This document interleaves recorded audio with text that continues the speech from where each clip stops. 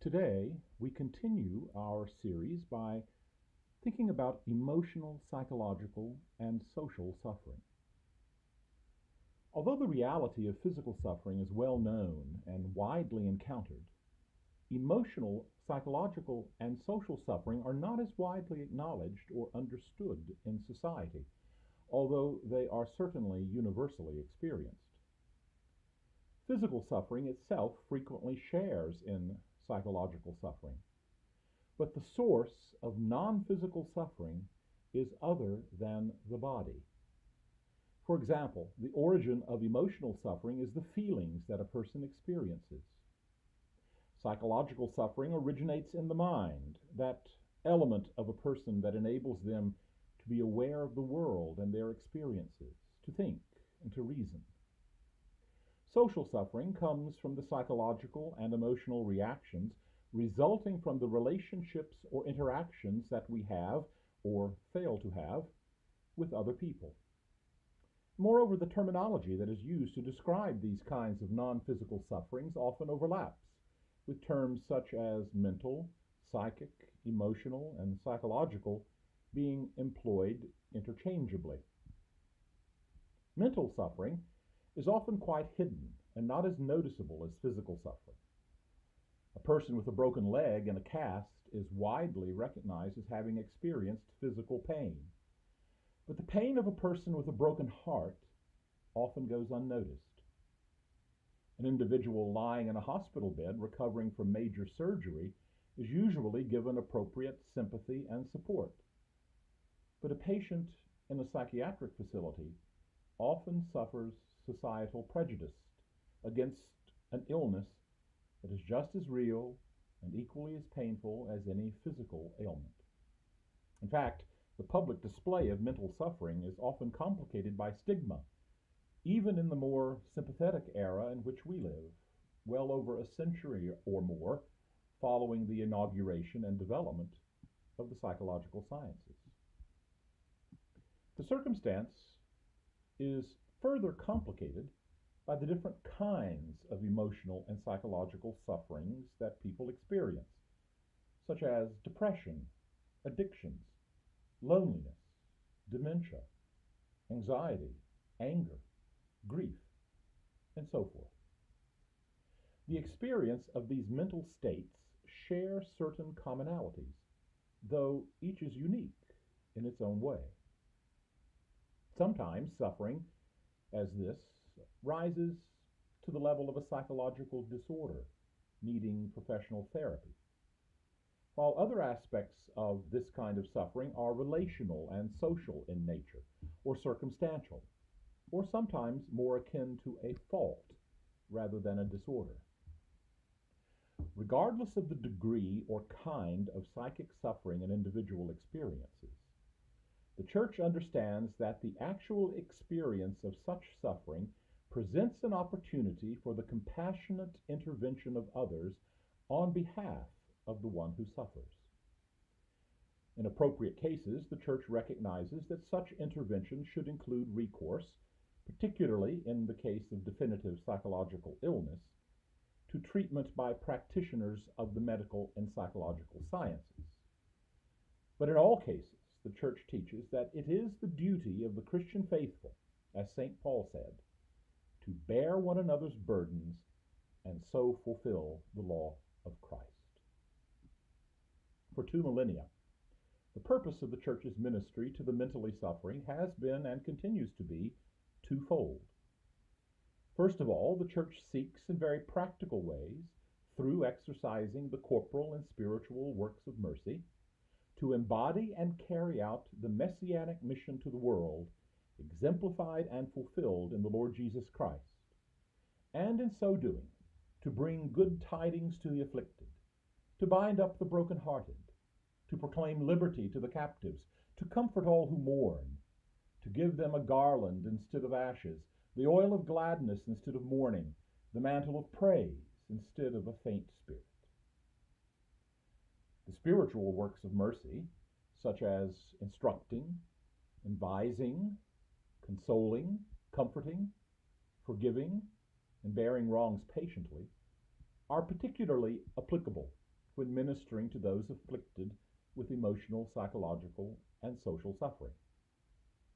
Moreover, the Church seeks the spiritual good of those who suffer from psychic distress, recognizing that emotions and feelings can be taken up into the virtues, or also they can be perverted by the vices. In and of themselves, with all things being equal, mere emotions are neither good nor evil. However, the character with which emotions and mental dispositions are experienced or suffered takes on a moral dimension, depending upon what decisions the individual experiencing them makes. In this context, emotions or dispositions can incline us to either good or evil actions, such as love and hate, hope or fear, joy and sadness, and anger.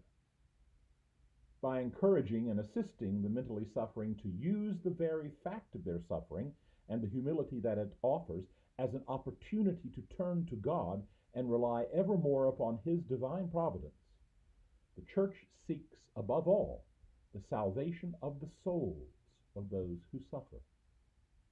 In suffering, the humble are not surprised by their distress.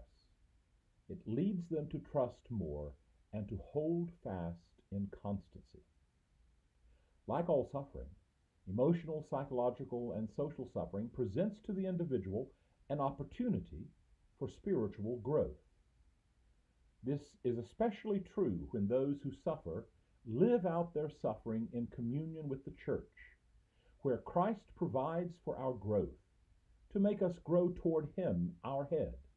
He provides for us in His body, the Church, the gifts and assistance by which we help one another along the way of salvation. One of those gifts is the life, witness, and companionship of the saints.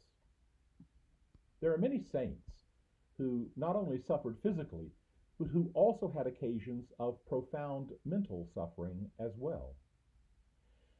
St. Teresa of Avila underwent sadness and loneliness through being misunderstood and socially rejected by her own religious sisters in her original convent, before she departed to found her own reformed convents. St. Francis de Sales had a serious anger management problem with which he struggled all his life, although it eventually was so much under control that he was thought to be an extremely mild person. He also wrestled with feelings of despair, where he sometimes doubted his salvation to the extent that he became bedridden at one point because he was sure he was among the damned. He lived with this terrible anguish until he was given great consolations through his recourse to the Blessed Virgin Mary under her title of Our Lady of Good Deliverance, before whose image one day he was praying. St. Benedict Joseph Labre endured mental illness and was rejected from several monasteries that he tried to join because he was considered to be too nervous to fit in. He then became a street person, choosing to live in the doorways of churches most of his life. Venerable Francis Mary Paul Lieberman had bouts of depression so severe that in his darkness he had suicidal ideation, through which he persevered by his devotion to the Blessed Virgin and his vision of the Lord Jesus. St. Louis Martin suffered from dementia late in his life, the experience of which he described as his most terrible ordeal. Venerable Matt Talbot struggled with alcohol addiction before being given the grace of temperance.